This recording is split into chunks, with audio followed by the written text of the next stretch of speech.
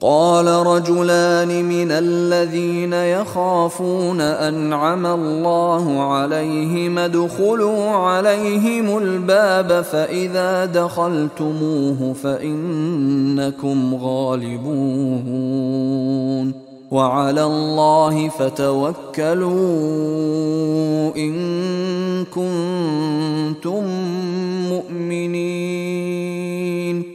قال رجلان من الذين يخافون، کہا دو اشخاص نے کہ جو خوف رکھتے تھے اللہ کا بھی، انعم اللہ علیہما، اللہ نے بھی ان پر انعام کیا تھا.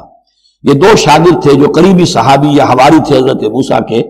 یوشع ابن نون تو وہ ہے کہ جو پھر ان کے بعد جانشین بھی ہوئے، اور گمان غالب یہی ہے کہ وہ نبی بھی تھے. اور دوسرے تھے کالب بن یفنہ.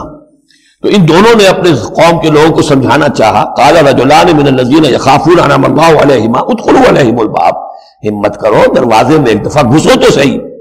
فَإِذَا دَخَلْتُمُوهُ فَإِنَّكُمْ غَالِبُونَ، جب تم داخل ہو جاؤ گے تو غلبہ تمہیں مل جائے گا. وَعَلَى اللَّهِ فَتَوَكَّلُوا، اللہ پر توکل کرو، إِن كُنتُم مُؤْمِنِينَ، اگر تم مومن ہو.